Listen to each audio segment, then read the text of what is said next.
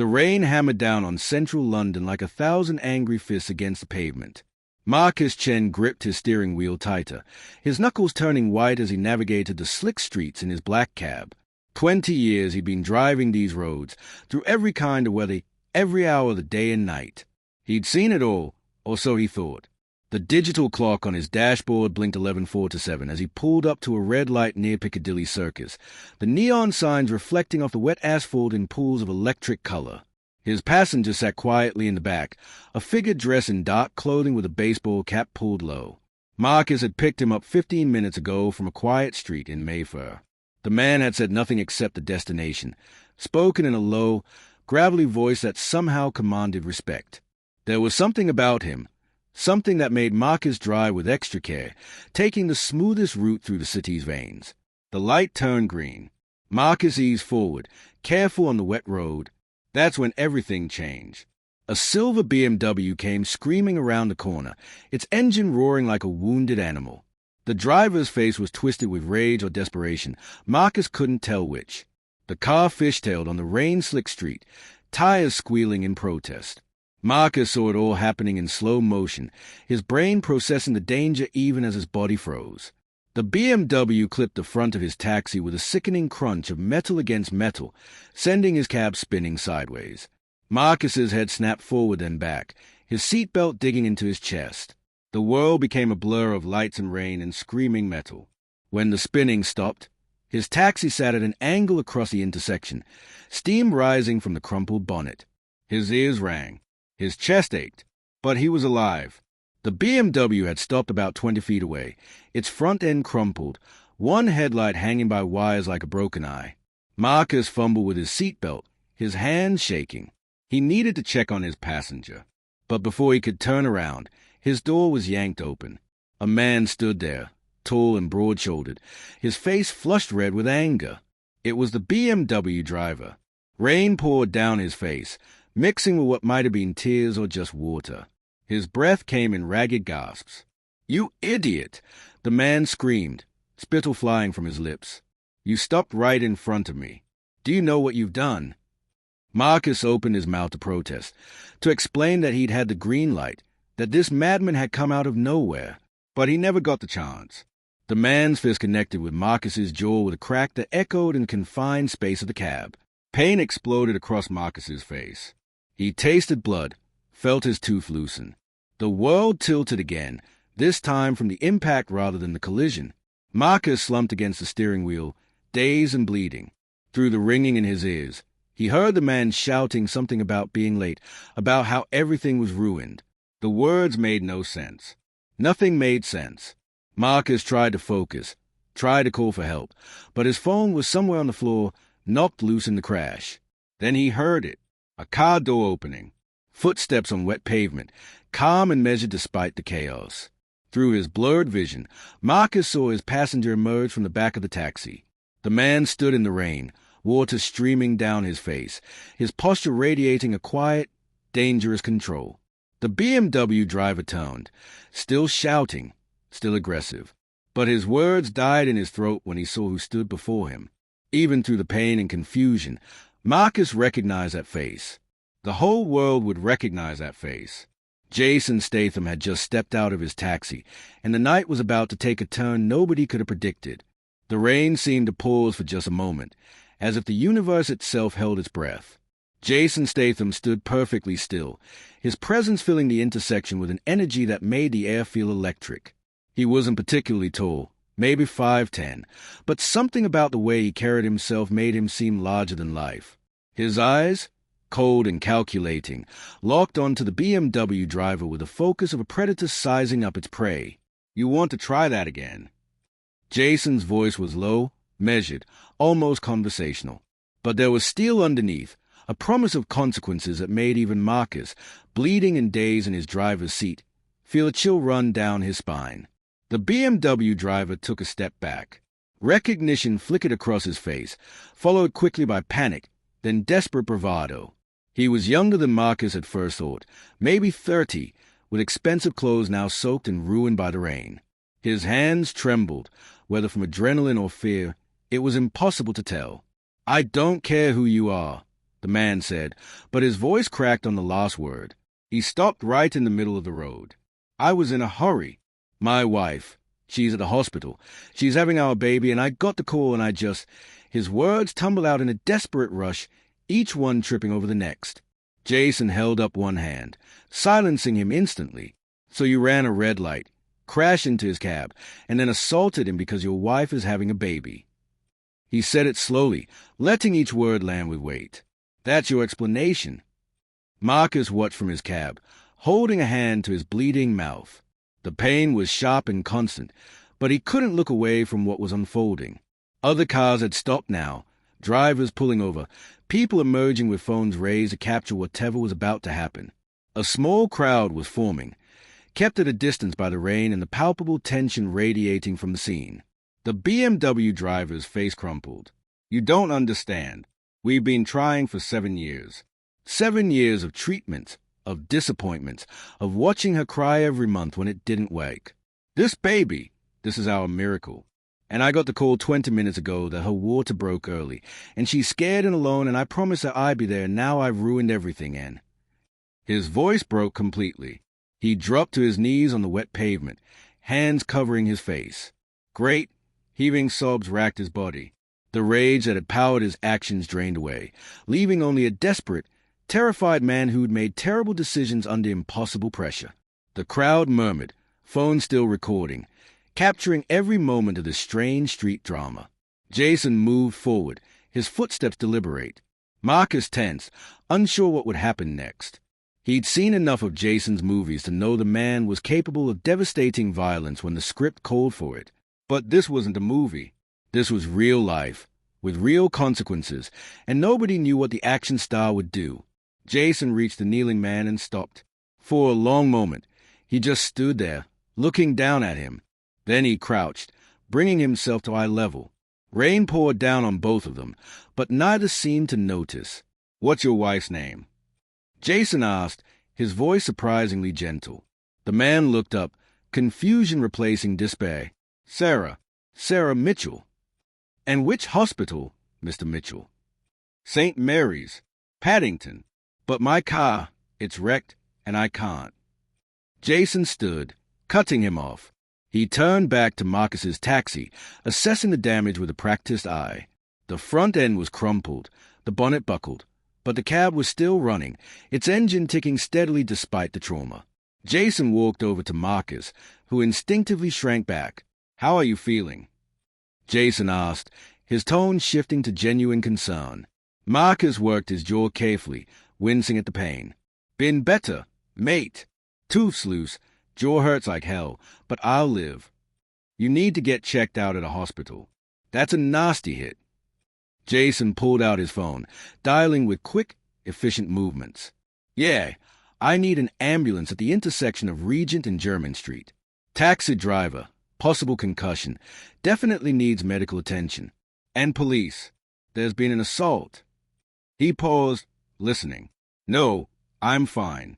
Just get them here fast. He ended the call and looked back at Mitchell, who was still on his knees, now watching with desperate hope dawning in his eyes. Jason's expression was unreadable, a mask that revealed nothing of his thoughts. The crowd pressed closer, sensing something dramatic was about to unfold. Somewhere in the distance, sirens began to wail, growing louder with each passing second.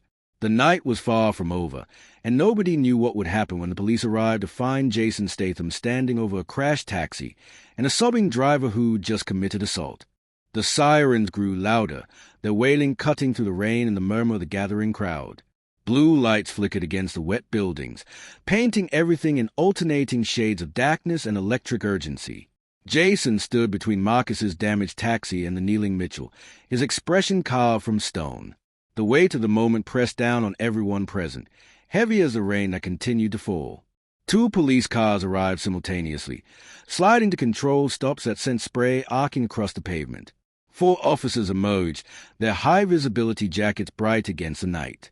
The senior officer, a woman in her 40s with sharp eyes and an air of authority, took in the scene with one sweeping glance. Her gaze lingered on Jason for just a moment, recognition flickering across her face before professional detachment took over. Right then, she said, her voice carrying easily despite the rain. "Someone want to tell me what happened here." Mitchell started to speak, his words tumbling out in another desperate rush, but Jason raised his hand. The gesture was simple, yet somehow commanded immediate silence. Even the police officer paused, waiting to see what would happen next. "Officer," Jason began, his voice calm and clear, "here's what occurred. This man, Mr. Mitchell, ran a red light in his vehicle and collided with this taxi, which I was riding in. After the collision, he exited his vehicle and physically assaulted the taxi driver, striking him in the face. The driver is injured and requires medical attention. I've already called for an ambulance." The officer nodded, making notes. Her colleagues were already moving, one photographing the scene, another checking on Marcus, a third approaching Mitchell. Everything was proceeding exactly as it should in the aftermath of a traffic accident and assault. It should have been simple, straightforward, a clear case for the justice system to process. But then Jason spoke again, and his next words changed everything. "However," he said, and something in his tone made everyone stop what they were doing, "there are circumstances here that deserve consideration." He looked directly at the officer in charge. "Mr. Mitchell's wife is in labor at St. Mary's Hospital in Paddington. This is apparently after 7 years of fertility struggles. He received the call while driving and panicked. What he did was wrong, criminally wrong, but it came from a place of desperation, not malice." Mitchell looked up at Jason with an expression of shocked gratitude mixed with confusion. He clearly hadn't expected any kind of defense from the man who'd witnessed him commit assault. The officer's expression remained neutral, but Marcus could see her processing this new information, weighing it against what she'd observed. "That's very understanding of you, Mr. Statham," she said carefully. "But the law is clear about assault and dangerous driving. The victim's opinion matters, of course, but—" "The victim's opinion does matter," Jason interrupted, then turned to Marcus. Their eyes met, and Marcus saw something in Jason's gaze that was hard to define. It wasn't pity, exactly. It was more like understanding, the kind that comes from having lived through enough of life's complications to know that people aren't simply good or evil, that circumstances can push anyone to make terrible choices. Marcus's jaw throbbed with each heartbeat. His mouth tasted of blood. The loose tooth was going to cost him time and money to fix, assuming it could be fixed at all. He had every right to press charges, to demand full accountability for what Mitchell had done to him. Nobody would blame him. Everyone would understand. But he thought about a woman named Sarah, alone in a hospital, waiting for her miracle baby to arrive.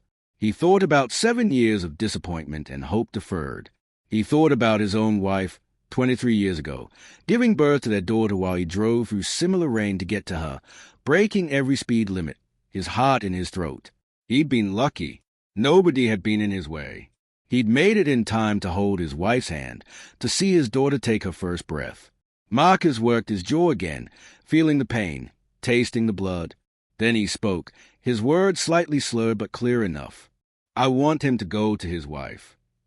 The officer's eyebrows rose. "Mr. Chen, you're the victim of an assault. You have rights here." "I know my rights," Marcus said, with more strength than he felt. "And I'm telling you, I want him to go to his wife. He can come to the station tomorrow, or whenever, to deal with the legal stuff. But tonight, that woman needs him more than the justice system does." Mitchell made a sound somewhere between a sob and a laugh, disbelief written across his features. The crowd murmured, phone still recording, capturing this moment of unexpected mercy. The officer looked uncertain, protocol warring with compassion on her face. Jason stepped forward again. "Officer, what if I personally guarantee that Mr. Mitchell will present himself at the appropriate police station tomorrow morning to answer for what is done? I'll provide my contact information, my manager's information, whatever you need. And I'll cover all of Mr. Chen's medical expenses and vehicle repairs, plus compensation for his time and suffering. Would that be acceptable, given the victim's wishes?" The officer looked from Jason to Marcus to Mitchell, then back to Jason. Marcus could see her making calculations, weighing procedures against outcomes, rules against humanity. After what felt like an eternity, she nodded slowly. "This is highly irregular," she said. "But given the circumstances and the victim's clear statement, I'm willing to allow Mr. Mitchell to go to the hospital." However, is expected at Paddington Green Police Station at 9 a.m. sharp tomorrow morning. If he doesn't show, there will be a warrant for his arrest. Are we clear? Mitchell nodded frantically, tears streaming down his face. Yes, I'll be there. I promise. Thank you so much. He looked at Marcus with an expression of overwhelming gratitude. I don't deserve this. I don't deserve any of this. But thank you. Just go, Marcus said quietly. Be with your wife. Hold your baby. And drive carefully. The ambulance arrived minutes later, its headlights cutting through the rain like searchlights. Paramedics emerged with practiced efficiency, immediately attending to Marcus while police finished their preliminary reports. Mitchell had been allowed to leave, driving off in a police car that would escort him to St. Mary's Hospital before returning to patrol. The crowd had mostly dispersed, some returning to their vehicles, others walking away while still recording on their phones, already uploading the footage to social media where it would spread like wildfire. Jason stood near Marcus's taxi, speaking quietly with a senior police officer. They exchanged information, official statements, contact details. Marcus watched from inside the ambulance, sitting on the edge of the open doors while a paramedic examined his face with gentle, experienced hands. The woman was in her 30s, efficient and kind, her movement sure despite the chaos of the scene. You're going to need dental work, she said, shining a light into Marcus's mouth. That tooth is definitely loose, and there's significant soft tissue damage to your inner cheek. Possible jaw fracture, though I don't think so. We should take you to A&E for x-rays and a full evaluation. Marcus nodded, then winced at the movement. Everything hurt now that the adrenaline was wearing off. His neck ached from the whiplash, his chest felt bruised from the seatbelt, and his face throbbed with every heartbeat. But he was alive, and more importantly, he'd helped a desperate man get to his wife. That had to count for something. Jason finished with the police and walked over to the ambulance. The paramedic gave him an appraising look, clearly recognizing him but maintaining her professional demeanor. Up close, Marcus could see the fine lines around Jason's eyes, the gray beginning to show at his temples. He looked older than he did in movies, more human somehow, but also more real. How's he doing? Jason asked the paramedic.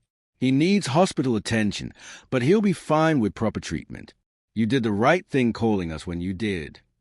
Jason nodded, then turned his attention to Marcus. Which hospital are they taking you to? St. Mary's, most likely, the paramedic answered. It's closest, and they have good dental trauma specialists on call. A smile flickered across Jason's face, gone almost before it appeared. Same hospital as Mitchell. That's fitting, somehow. He pulled out his phone again, typing rapidly. I'm sending you my personal contact information, Marcus. My manager's details, too. Tomorrow, you'll get a call from my lawyer. They'll handle everything. Your medical bills, your taxi repairs, compensation for lost work time, pain and suffering, the whole lot. Don't worry about a thing. Marcus shook his head, immediately regretting it as pain lanced through his jaw. You don't have to do all that. I didn't ask for. I know you didn't ask, Jason interrupted gently. That's exactly why I'm doing it. You showed real character tonight, Marcus. You had every right to demand full prosecution, to make Mitchell's life hell, but you chose mercy instead. That's rare. That's worth recognizing. The paramedic finished her initial examination and moved to prepare the ambulance for transport. Jason stepped closer, lowering his voice so only Marcus could hear. Between you and me, he said, I've been in Mitchell's position. Not exactly the same circumstances, but I've been desperate, panicked, making terrible decisions because I thought I had no choice. Someone showed me mercy when I didn't deserve it. Changed my life. So when I saw what was happening tonight, I couldn't just stand by. Marcus studied Jason's face, seeing something raw and honest in his expression. This wasn't the tough guy action hero from the movies. This was a man who'd lived through real pain, real mistakes, real consequences. A man who understood that life was complicated and messy, and sometimes the right thing to do wasn't the legal thing or the easy thing. What happened? Marcus asked, if you don't mind my asking. Jason was quiet for a moment, rain still falling around them, the night settling into a strange, contemplative peace despite the chaos of the last hour. I was 23, just starting to get small stunt roles. Got into a fight outside a pub in Clapham. Some bloke said something about a girl I was seeing, and I lost it. Put him in the hospital with a broken jaw and fractured ribs. Could have ended my career before it started. Could have ended up in prison. He paused, remembering. But the guy, when he recovered, he refused to press charges. Said he could tell I wasn't a bad person, just young and stupid and angry. He told me to take that fire and put it into something productive. So I did. Got serious about martial arts training, about stunt work, about being professional. Everything I've achieved since then, it's because someone gave me a second chance. Marcus felt something shift in his chest, a warmth that had nothing to do with the pain or the ambulance or the rain. You think Mitchell will make good on his promise? Show up at the station tomorrow. Honestly, I have no idea, Jason admitted. But I think a man who's that desperate to be at his wife's side during the birth of a miracle baby is probably a man who understands the importance of keeping his word. We'll find out tomorrow. The paramedic returned, touching Marcus's shoulder gently. We need to get going. The sooner we get you examined, the better. Marcus nodded, allowing himself to be guided fully into the ambulance.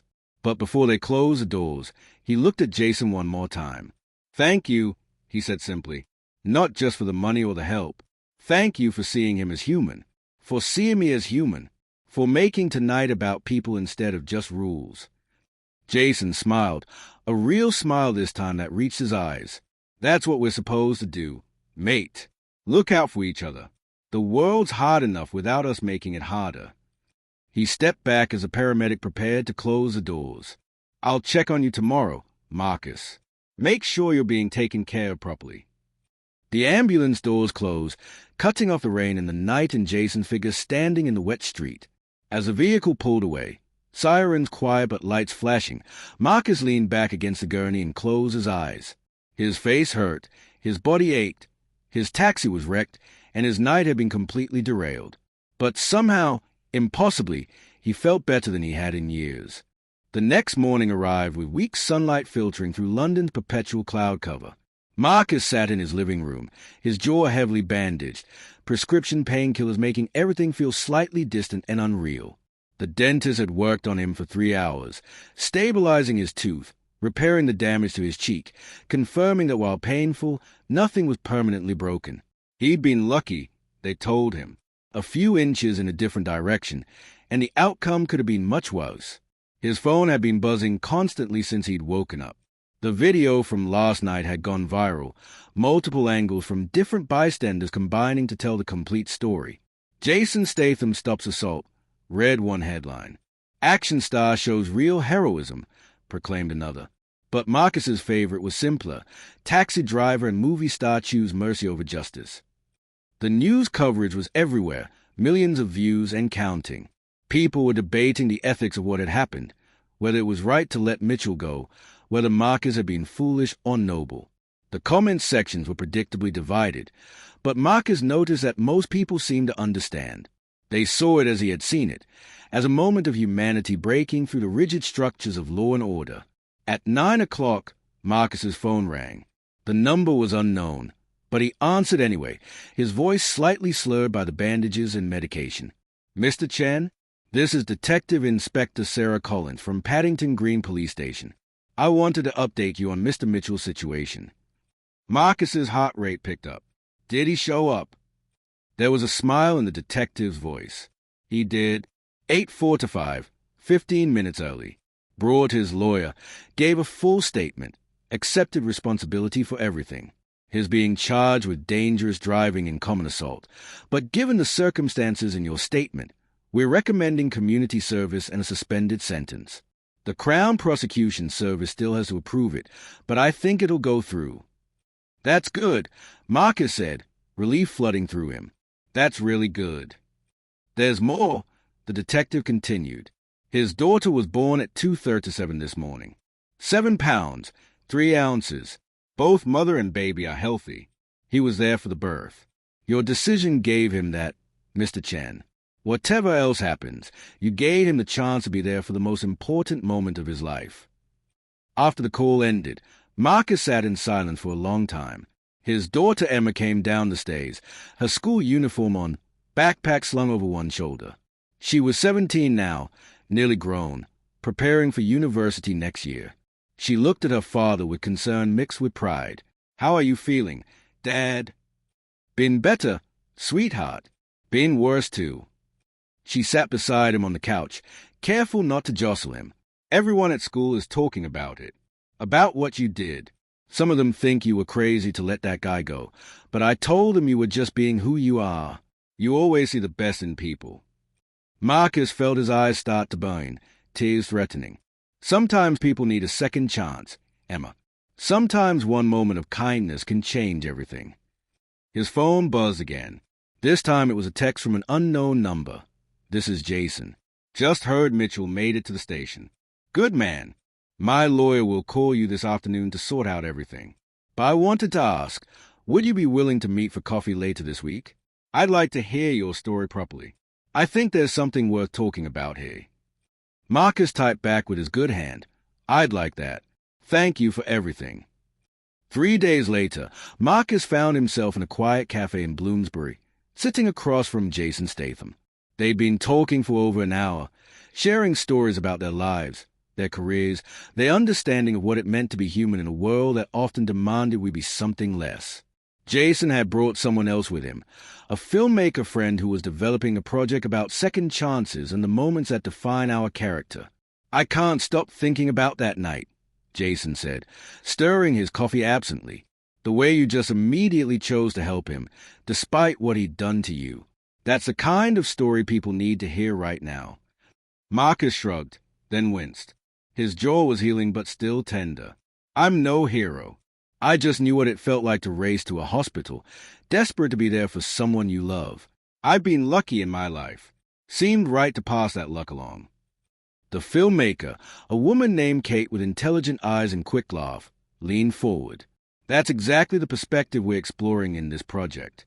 Not the big, dramatic gestures, but the small, human choices that ripple outward. Would you be interested in sharing your story? Not for profit, but to show people that ordinary moments can contain extraordinary grace." Marcus thought about Mitchell, about his daughter, about all the fays he'd driven over 20 years of navigating London streets. Every person had a story, a struggle, a moment when they needed someone to see their humanity. Maybe if more people heard stories like this, they'd be more willing to offer grace when their moment came. "Yeah," he said finally, "I think I would." Jason smiled, that genuine smile Marcus had seen in the rain that night. "Good man. And Marcus, that tooth you lost?